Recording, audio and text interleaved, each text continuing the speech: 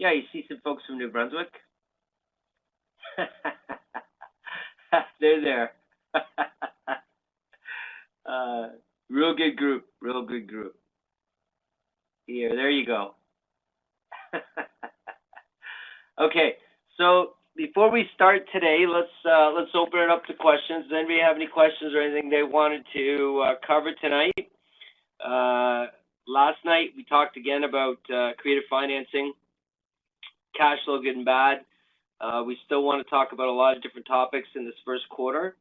So let's first open it up to questions, and we can talk more about this one deal. I want to give an example, and when we have time, we can get into some of these other areas, like networking. Okay, no questions? Come on, there's got to be questions. There doesn't have to be questions, but it's okay if you don't have any questions. There you go. The New Brunswick group is small but growing.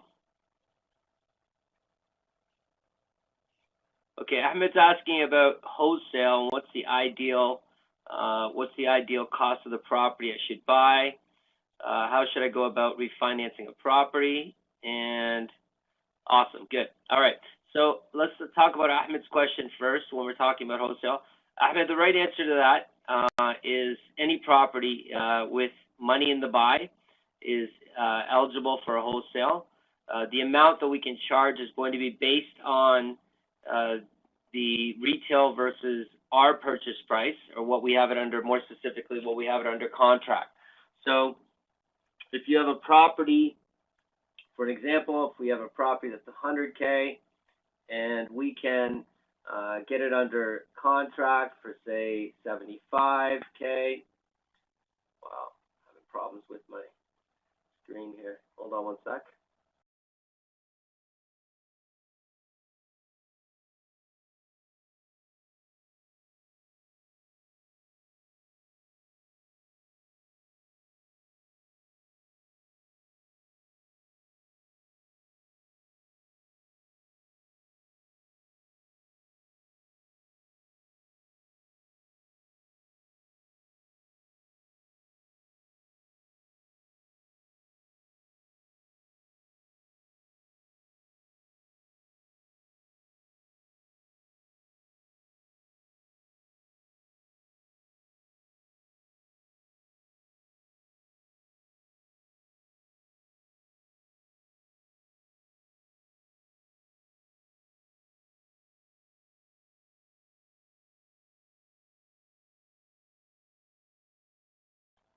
Better there. Okay. So 100K. So 100K is the property. Okay. So the property's value. Let's go back here. So we have value or market price. Price is 100K. And contract.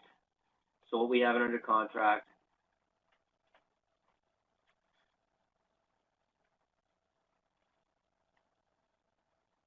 is 75K. Okay. So the value of the property says 100K. The contract price is 75K. So what does that leave us? Well, that leaves us 25,000 in the buy. At this point, with that amount, I would say a good rule of thumb, and it's not always ironclad, but I mean, you could. For me, I look at, the person that's taking on the property should make more because they're taking on the purchase. We're getting under contract. We're being paid an assignment fee, which is also recognized, or more, people might recognize it as a finder's fee. Now, obviously, we want that under contract so we can control the property. 25K, I would want the person who takes the property to make 4 times what I make as a rule. It's not always that way, but 4 times is good. So in this case, the assignment fee, I think for something like this, 5K is appropriate, and that would give the person who purchased the price 20K. So I've received 5K, and the person who took the property would get 20K. In equity, right? That I think is a fair assumption. Now, we could we could literally move everything up, times 5. It could be a $500,000 property. We get it for, $100,000 less. We would take a 20,000 assignment fee. They would get 80,000 4 times, roughly. Okay, so you want the seller, and this is investor to investor. Now, end user, you could probably get a little bit more if it's an end user. If someone's looking for a house and you help them find that house, you could probably charge a little bit more because they're not necessarily looking at the property the same way an investor would.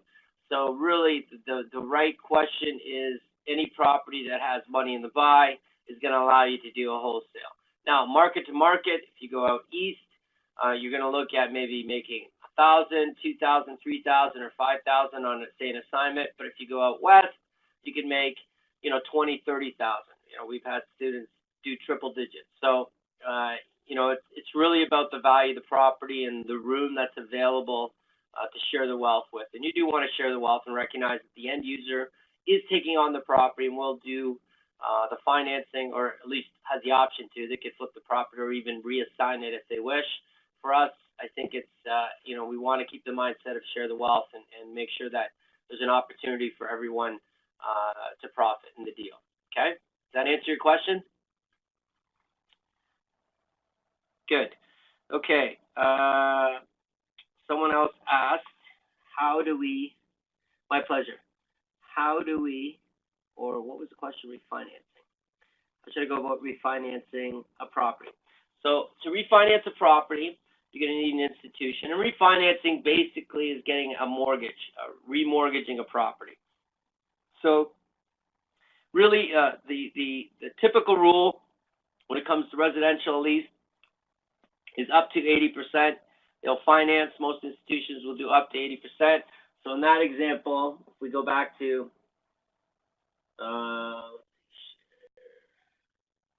so if we go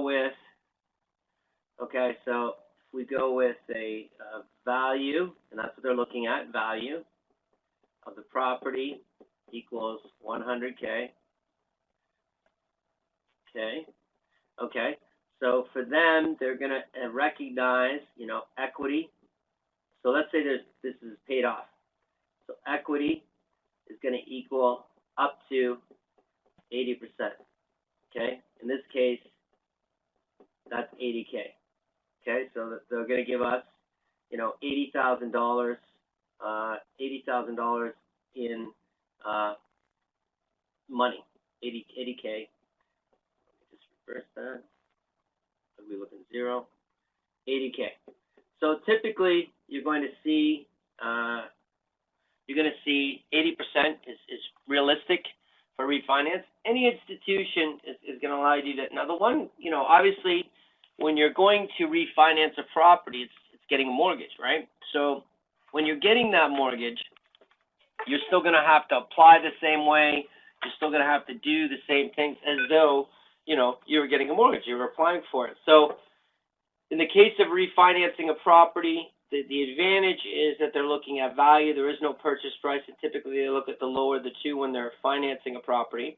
So this is why we use things like OPM for bridge financing to allow us to take possession of a property, then refinance, or rehab a property and then refinance when the equity position the value, which will increase the equity position, the value is higher. So really it's about the value of the property, how it's, and often you'll see them, they'll send an appraiser out.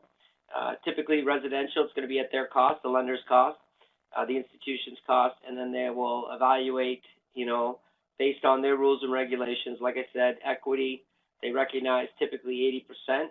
And they'll give you up to 80%, and that 80%, cash or refinance in the property. Now, the amount you get is going to be based on how much available equity is in there. So let's take this example, and let's say that. So here we go again. So we have value equals 100K as before. Let's say that the existing mortgage, so existing mortgage is 40K. Okay, so the value is 100K, existing mortgage is 40K, and the institution, so let's go, the bank allows for 80%, 80% LTV, loan to value. So what does that leave you? Well, that's going to leave you, right? So, you know, they're going to refinance. They can only refinance, right? Because it's if the value is 100, then they'll refinance up to 80K.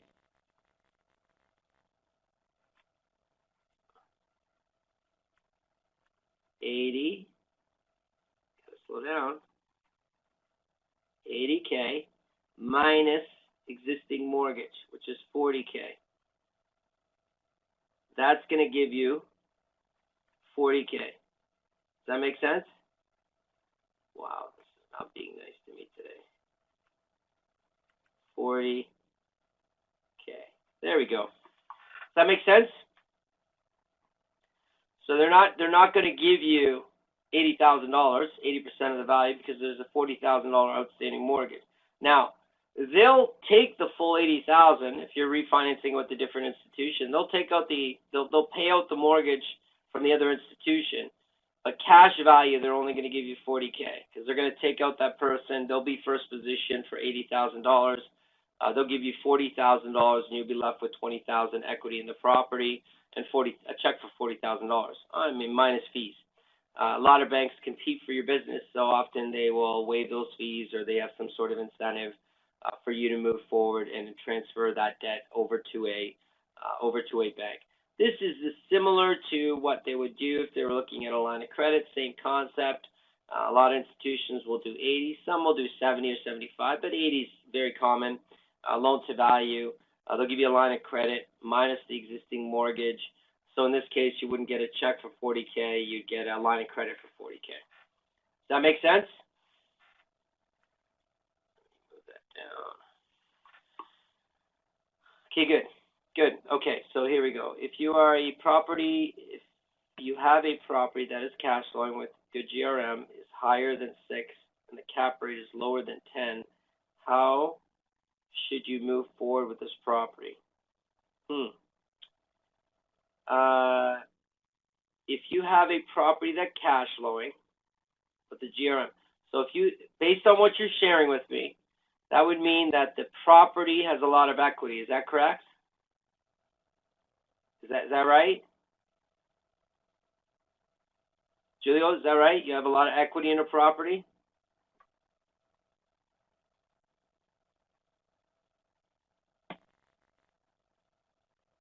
I'll let you answer that.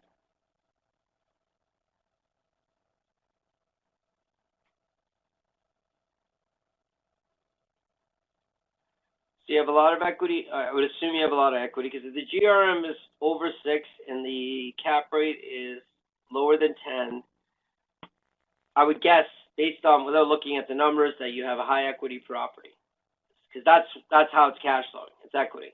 The other question I would ask you is, what is the return on investment?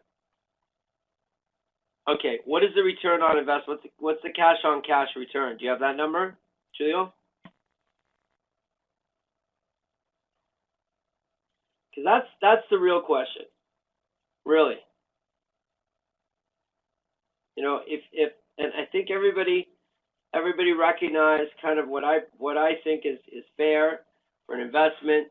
We've talked about this several times. I'll share it again. We're looking for, you know, what we want is a 10% cash on cash ROI. Okay, and we want, oh, that's an ugly end. And we want 75. 75 per door. Wow, this is too funny. Okay, let's try that and again. That's as good as you're gonna get, folks. 70. Oh, and it just won't let go of that. 75 per door per month. Wow, does not like me. 75 per door. Okay. I know. I don't know what's going on. It just, this thing is oversensitive. I think it's got to change the sensitivity. It won't let go. Okay, so going back to your question, going back to what you're asking about, Julio, what is the return on investment there? What is the ROI?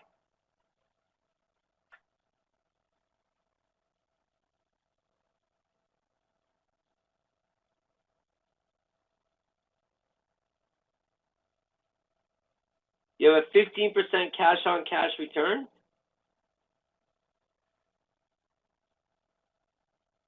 Really? You have a 15% cash on cash return.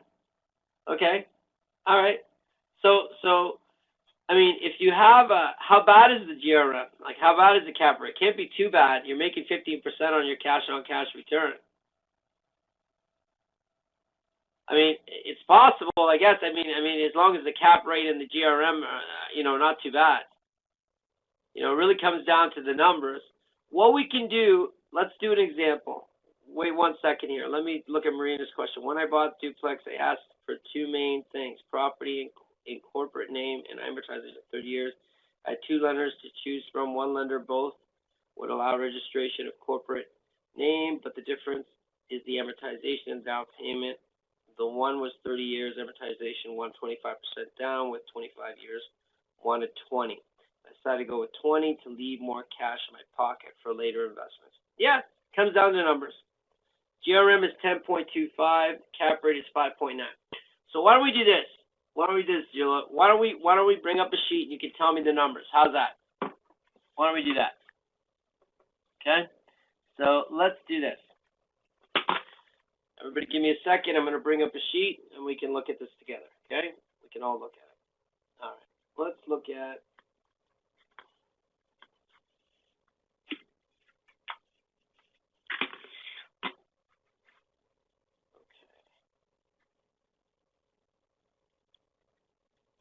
do this. Okay. We can use this. Okay. So let's go over to back here. Let's do this. And let's do this. Share screen. Nice and big. There we go. Share.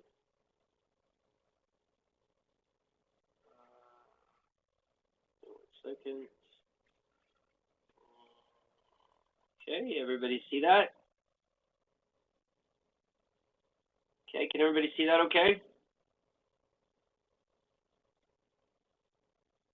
Okay, well, hold on 1 second. I'm going to do something that might help visually. Move something over. Hold on 1 second. Okay. Let me move this over to my other screen. Okay, give it a second. All right.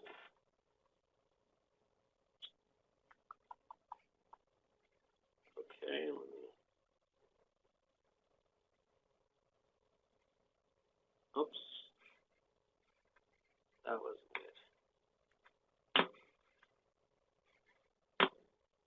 Hold on 1 second. Try that again.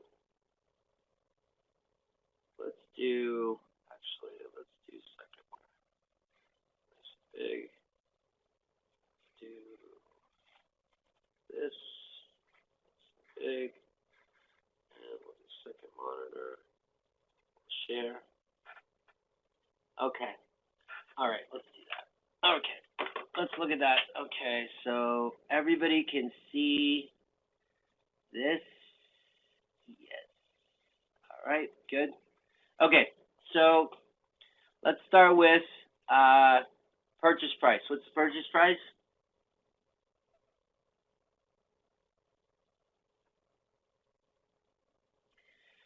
289,000. Okay, good. And it's how many units?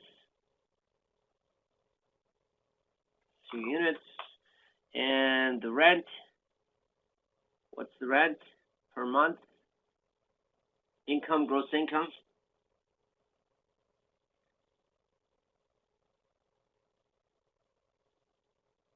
Yeah, I do. I'll give it to you, don't worry. Okay, all right. Okay, gross revenue, let's do, unless you know the exact expenses, do you know your exact expenses? Give me 1 second, let's add a row. Do that, and total expense. So, that's the nice price point for 2 units here. Okay, yep. 40%. Okay, we can use that if you want. That'll work. Okay. So, right now it's showing a cap rate of 8.1 and a gross rent multiplier of 10.25. Now that the gross rent multiplier looks right, that the cap rate looks a little bit on the low end. Is the cap rate, or was that the right cap rate? Did you get the same number? Is that what you got?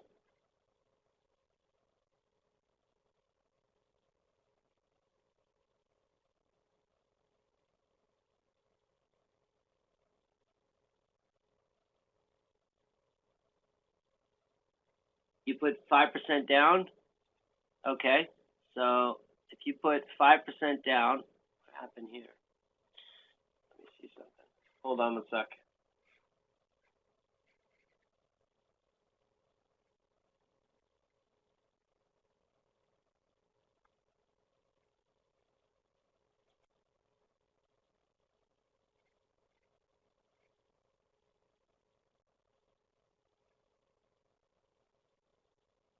Hold on.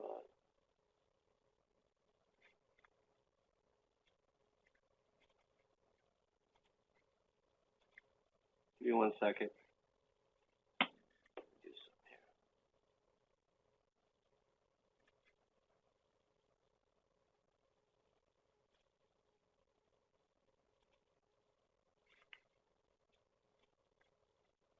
Give me 1 second. Let's try that again.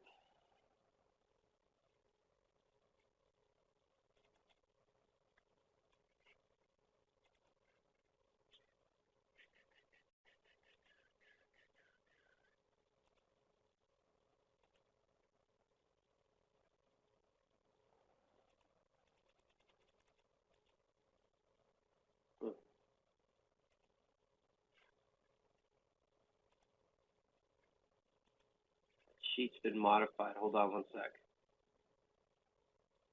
Yeah. Let me open a new one. Hold on. Here we go. Open.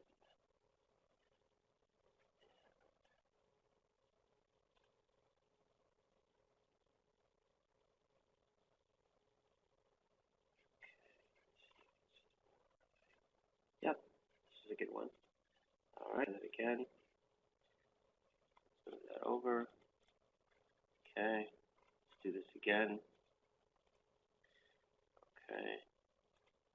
All right. So here we have.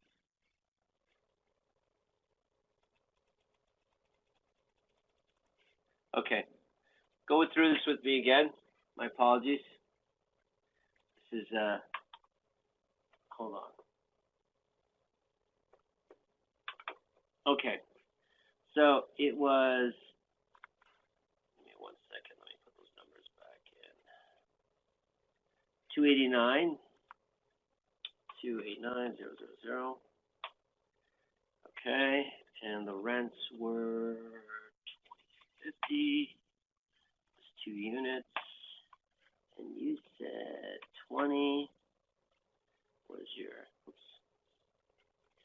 20 was your cost, 5.9. Okay, 20 and 20, that looks right. Let's go back over here to financing. You said out of pocket, you put 5. The rest came from the bank, is that right?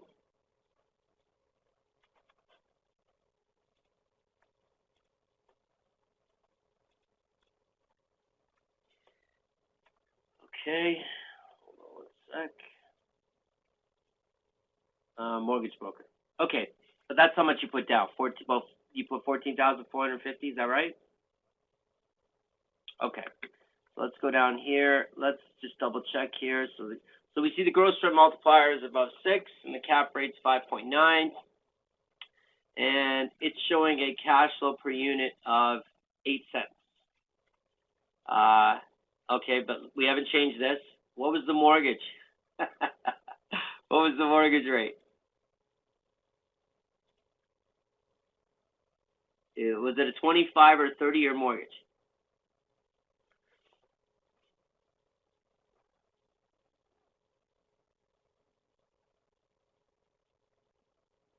It was a 30-year 3.5. That'll help. 3.5. Okay. All right, that looks right. Okay. So monthly cash flow is 90 and 15%. So I'm looking at this, and what makes this work is the amortization. You got 30 years, right? You got 30 years instead of 25, so that dropped your monthly rate. I'm looking at this, and I'm liking this property. I'm liking these numbers. Even though the gross rent multiplier is not 6 and the cap rate's not 10, that's where the creative financing or financing becomes very important to us, because we have to find a way to reduce the impact of the financing to allow us to make these kind of returns. So I like this property the way it is. It's making 90 a door, and it's making 15%. To me, this is a good property. You know, this is a good situation. You could, if you wanted to, look at improving the return on investment and bring that cash flow down if you want to release some capital. What we could do is we could go seller financing at 5 and this is 0, just as an example, and we could see the limits of that. Okay, we can't do 5 at that rate because it's 5. We'd have to do 3. No, wouldn't even make it at 3. So let's go 263. So I have to drop that to 3. Just ignore me for a second. Just checking something. Oh, so we couldn't pull too much out of that. Seller financing at 2. At 3. That'd be 79, but I'd have to give him more than that. 3. I give him 5. I can. So we could, if we wanted to, pull out some money. The only way I see it improving, right, is if we pulled out, if we did seller financing at 2% for $57.80, that would improve our return, reduce our cash flow to the bare minimum of $75. But it would take your return from 15 to 20, and it would give you back $57.80 in the way of capital. Of course, you'd only be able to offer 5% on the return. Does everybody understand what I just did there? I'm trying to see the limits, right? This is what we want to do, is see the limits and the options that are available to us. The other thing we could do, so this is the limits of the monthly, right? The monthly, we brought the monthly down to 75. Now we could go the other way, right? And his return is maxed out at 20.8. So this is the max, 75 a door and 20% return. So the most he can make in return on this is sitting around 20%. We could go the other way and say, well, what if we did this? What if we took 10% in and 90 from the bank, and we come down here and we see that you could make 122 per house per unit and 10% return. That'd be kind of the limits of your ability to meet the requirement of 10% versus, 10% is 75 a door. The more percentage we make, The lower the per door, the higher per door, the lower the percentage. Does that make sense to everybody? Did everybody see what I just did there? Everybody understand what I was doing? So I'm trying to find the limits of it. So I would accept the property this way if I was looking for more cash flow than return. I don't want to breach 10%. I lean towards return over cash flow personally for myself, but at the same time, you don't want to go less than 75 a door. So what this will allow you to do is find the limits of what you can do. You know, what's realistic. Now one other thing we could do. Does everybody understand what I did? Yes? So the limits are, we put 10% down, we take 90 from the bank, and we are paying 3.5 over 30 years, and we're still making 10% off our return, 10% on our money, and our monthly cash flow is 122. That's one side of the spectrum. The other side of the spectrum is, well, I stay with 3%, I go 2% for seller financing, I offer 5% for 30 years, that's 57.80, so I have less money in the deal, now I have only 86. I come down here and I look, and my monthly cash flow is 107, and return is 99. I'm missing some money, that's why. We got to go back up to 95, there we go. So now it's 100% totally financed. Okay, so we come here and we see 75 a door and 20% return. So that's the max on the other side, right? Now there's one other thing we could do, is we could look at, well, what if I did interest-only payments? Would that affect it? Could I give the individual more money? And I look and I say, well, actually I can maybe do 7. Can I squeeze 7 out? Yep. Well, 6.5. Yeah, 6.5. So here it is. So if I pay interest only, I can give you 6.5. If I pay interest and principal, I can give you 5%.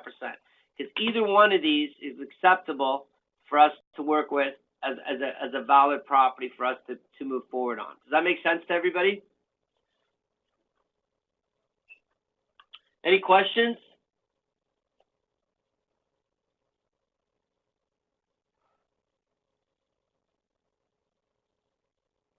Clear? Good? It's okay if you have questions.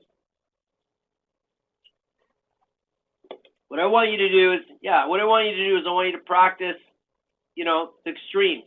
Because the extremes allow you to, do more in the way of negotiation, do more in the way of offering the seller options, right? We can do it this way or we can do it this way.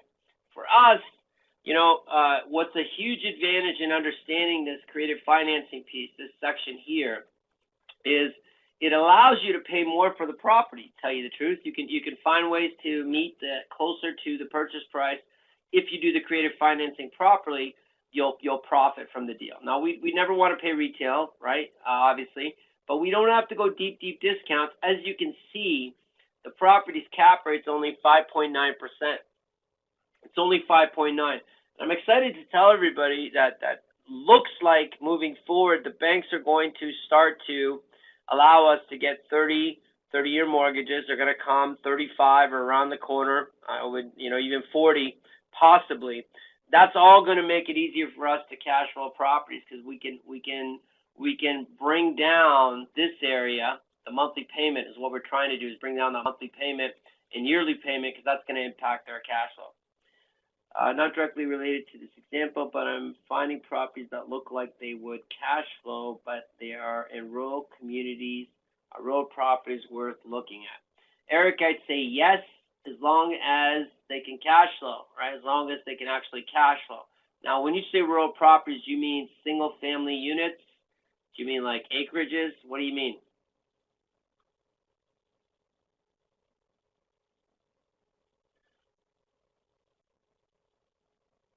Duplexes in small towns. Okay, so when we're dealing with small towns or smaller areas or more remote areas, we have to always consider fourplexes. Okay, so we always have to consider the property management aspect. We might have to do on-site property management with one of the tenants. We have to consider that if we can't find proper property management, and of course. Smaller population, you're more at risk with vacancy. The big thing, Eric, is to I'll lean on the side of higher vacancy than lower vacancy. Just be accurate with your vacancy numbers. That's the thing that's going to kill you, is the vacancy. The second thing that we want to recognize is the property management aspect, that it has to be taken care of. We see a lot of realtors step up and do the property management if it's a low maintenance property in the way of tenants. They'll even find tenants for you. So that's typically where I would start when I'm looking at a small area. Is I'm looking at the realtor to give me some guidance for property management, as they're more equipped to help me out with that area. Good. Yeah. Definitely have to recognize those, Eric. That's a real thing. You don't want it. You want to get jammed up because the property's in a remote area. You have high, vacancy. You have to be able to address both those questions of vacancy and maintenance. Vacancy and property management. They're very, very related and correlated. Some might even argue cause and effect for profit. If not managed properly, will devastate your bottom line. Could devastate it. Okay. Good.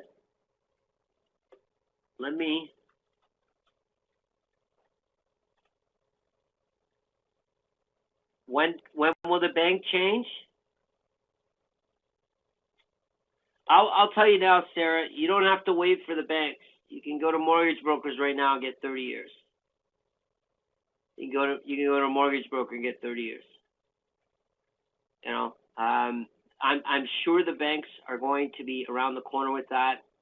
I bought a similar one, but older duplex last year. With 5% down, getting the gross rent of $2,350, but my mortgage is 25 years with 3.599 interest rate. So this is a good example, folks.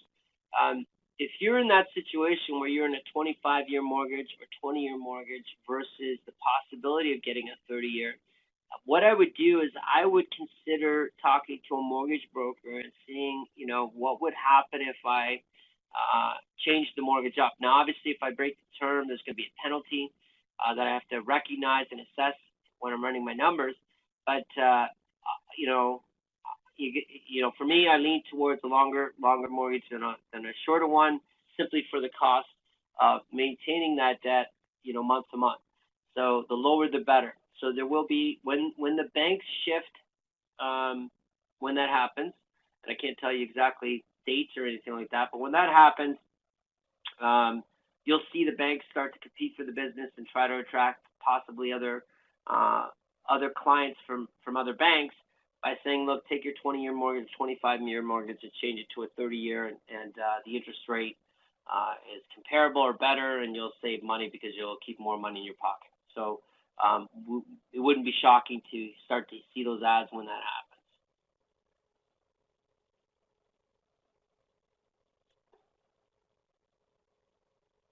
Okay, give me 1 second, just reading about this.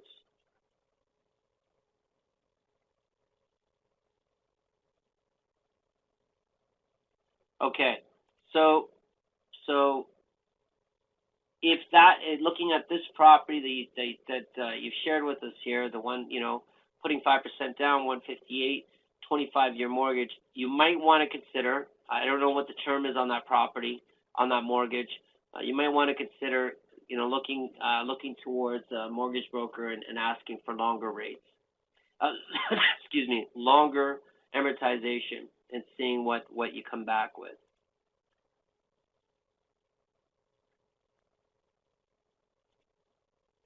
Yeah, and that goes for everybody.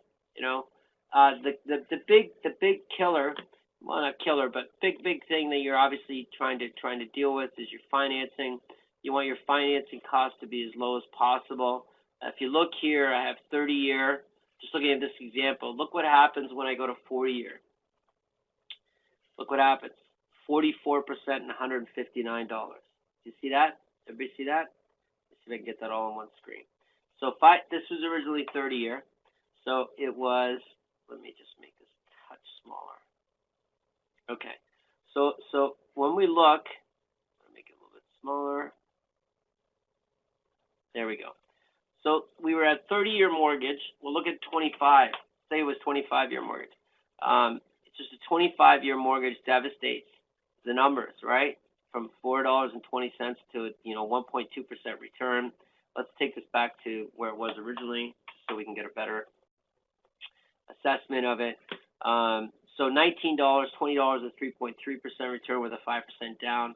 That's mainly because really we changed the amortization period. Now when we go to 30, we see that it jumps from $90 and 15%. If I go to 35, look what happens, 139. If I go to 40, look what happens, 175. Let's go 75. 75-year mortgage at 3.5%, $275 and 45% return. So, the real, you want to go as far as you can. That's 99-year mortgage at 3.5, monthly cash flow at 294 and 48.9% return. Now, someone might be saying, well, they'll never pay off the property. Well, remember, for us, we're investing for the cash flow, not the property. The property itself really doesn't hold value for us. It's its ability to produce income. That's where the real value is for us. So the longer the amortization period, the better for us. And it's one way that the banks and the government can help stabilize and increase or bump up markets by allowing people to amortize their mortgages for longer periods with the banks. And that might be sooner than later. We're going to start to see that happen. Okay, good. We're good. Questions answered. Good. We got about 15 minutes left. I want to bring up a property for us to review. Give me 1 second. So, okay, it is right here. Hold on. So, Emmanuel, I just want to make sure you already have this under contract, right? It's done. The name doesn't matter. Yes. Okay. All right. Just double checking. Okay.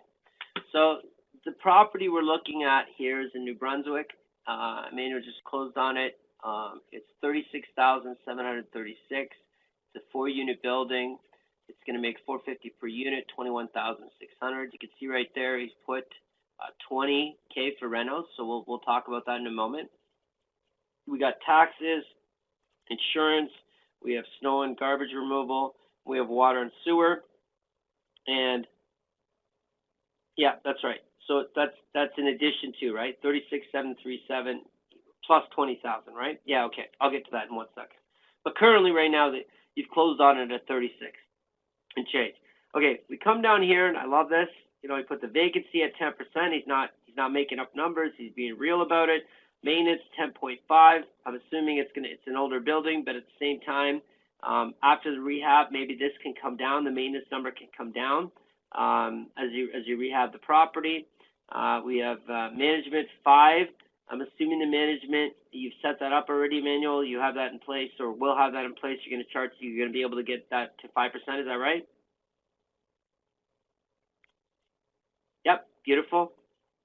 We come over here. We see that the down payment is 100%. He's paying cash for this. Now that could come from an investor or not. Doesn't really matter at this point. But when we come down here, we see that the cash-on-cash return is 24.55, average per unit 187, GRM is 170, current cap rate is 24.6, cost per unit we don't care. Coverage ratio doesn't exist because there is no loan to cover it. That's the main thing here. So looking at the property here, it's great. It's going to be a cash cow, cash-on-cash return. Now, me and Emmanuel have talked about this property. The intention is, okay, if we go back here, does anybody have any questions about these numbers first? Any questions? We're good? Okay, so let's move forward in time. So Emmanuel's going to rehab this property. So I'm going to change this number to, because he's going to put 20 grand to 56, okay? Now it's still a 4-unit. Is the rent going to be the same, Emmanuel? 450, is that right? After the rehab, it's still going to be around 450s per unit, is that right? Okay, good. All right. So we haven't changed the income, folks, right? So let's look at it. Let's come down. We see that the taxes are still there. Everything's still there. Everything's still there. The costs are still there. Now the maintenance, I'm going to assume, is going to come down a little bit, but let's just leave it there for now. Let's pretend the vacancy is going to be the same, the maintenance and the management. We're not going to improve them, even though I'm sure the rehab will help out with that. Now, the reason I put this is because the intention is for Emmanuel is after the reno, it's going to be assessed for about $100,000. So he's going to go and get a mortgage. He's going to get a mortgage. Yeah, be safe with the maintenance. Yeah, higher end better. First mortgage, so he's going to go get a mortgage. Now the mortgage, how much are you going to get the mortgage for, Emmanuel? How much are you going to pull out of the property? It's going to be worth about 100. What are you going to pull out? What are you anticipating you're pulling out for a mortgage? So this is us buying it, fixing it, and refinance it. 80 to 75. So let's do this. Let's do 75K. Okay, 75,000 is what we're going to do. So actually, what we're going to do is this, folks. Let's do this before we do that. Right now we have total 56,736. So let's do this. Let's say we get 100% mortgage for that amount. In other words, what Emmanuel has done is he's gotten all of his money out of the property, all of it. So 5673 refinances it. He's still got equity in the property, but he's went to the bank and said, give me $56,737 because that's all the money I have in the property. That basically makes the property have zero of his money in. Does everybody understand? So he's pulled all his money out, still has equity, but he's pulled all his money out. Okay? The reason I'm going through this exercise is I want you to see the impact after financing. Because before we had no financing, and we want to check, the limits of financing. So if we finance the whole $56,737 for, what can you get, Emmanuel? 30-year, 25-year? What are you looking at?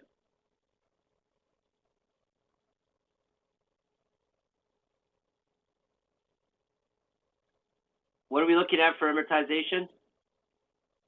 25. And interest rate? You want to go 15? All right, 15 years. What about interest rate? 5.5. Okay, so now come down here, and this is it. So now we have average profit is 72 per unit. We have current cap rates 15. We don't really GRM and cap rate we're not looking at right now. Costs we're looking at, what I want to look at is return, cash on cash return is infinite because he's got no money in the property. $72, I like that a little bit higher. We can talk about how we can change that. And the coverage ratio is way above 1.2, it's 1.6. So he's bringing in more than enough money to cover the mortgage. So that's if he takes all the money out. Now remember something, he's got $0 in this property. He's got nothing in this property, okay? So he bought it, he rehabbed it, he refinanced it. Now he's got $0 in the property, and he's making $72.40 per unit, 47 cents per unit. Now, how can we improve this property? What can we do?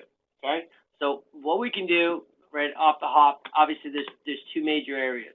Okay, here's one major area. We don't talk about the rehab itself and reducing the cost of that. Just spend what you got to spend to do it right, and right now it's $20,000. So we look at vacancy maintenance and property management. Is there a possibility to bring these down? That's one area of opportunity. To give you an example, if I take this maintenance down to say 5%, what's going to happen? Now I'm making $97 per unit. Okay, coverage ratios pop too, right? If I can bring the cost of the maintenance after the rehab, if it comes down, right? Let's go back to 10.2. If I can bring vacancy down to 5%, same thing, 96.32. That's an area of opportunity too. Maybe I can bring, I can't bring them down 5, but maybe I can bring this one down by 8 and this one to 7. Again, 97.22. We've done the same thing. We just spread over the reduction of cost over vacancy and maintenance. Okay, so let's go back to 10 and 10.2. The other area of opportunity is going to be the financing. So if we could do this for 20 years, watch what happens. $92.18 by extending the mortgage. Let's say we did 30-year. That would make it $109 per unit. Coverage ratio is outstanding. Lots of money there to pay the bills. Could we possibly do this? Could we go, let's do 0 from the bank and let's get an investor, okay? So let's get an investor and see what the limits of that are. What if we took an investor on for 100% of the financing and we did a 10 cent, no, 12, let me do 35, no, wouldn't make it, let's go 9%, there it is. So we could actually pay an investor 9 for 5 years amortization for the whole amount and still make $80 per unit. If I went down to 30 years, I could still do it 30 years. So 100% investor for coming in, it gets 9% return on their money, 56,737, and they're just a lender in this case, right? They're not a partner profit, but they're just lending the money. So there's, because the property itself is such, a cash cow, and this is the opportunity in New Brunswick, folks, which is out east, is an emerging market. It's one of the markets that can really move forward, considering other parts of Canada because of the lower entry cost to get into these properties. This offers a lot of opportunity to get involved in properties down there. Some of you are used to paying $500,000 or $1 million per property, depending on where you are, Toronto, Vancouver, or even if $300,000, doesn't really matter. The price here, as you can see, Emmanuel's finding some great deals. He's already got a series of property, an area of opportunity and expertise for Emmanuel. He's been working on for a while, although I don't know how many years it's been for him, but he's definitely has an angle and an approach to motorhomes, or mini homes they call them. They're low cost entry. They could be huge cash cows. They can be ATM machines because the entry is so low. And this is just an example of the opportunity out in New Brunswick. It's just amazing. If you come down here, you can see that the estimated value of the property for us is $90,000, even with these numbers. It's 56, even with these expenses where they are. It's still considered a huge opportunity. Really good job, Emmanuel. Congratulations on that property. And let me see anyone. Is anybody interested in getting involved in this property you're talking about? Is this what you're talking about, this property here? Thanks. Now to the renos, LOL. Thanks now to the renos.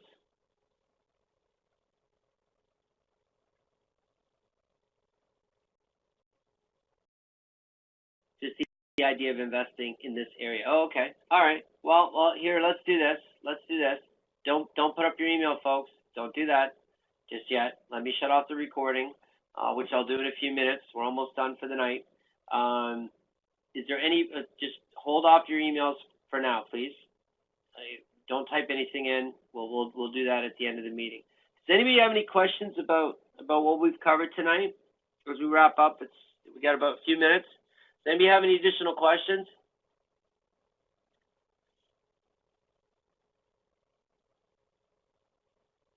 Okay. All right. So for everybody moving forward, we're gonna run our meetings at 8:30 on Tuesdays. I have another group from Edmonton joining us. Next week. They'll be joining us next week from Edmonton. A new group.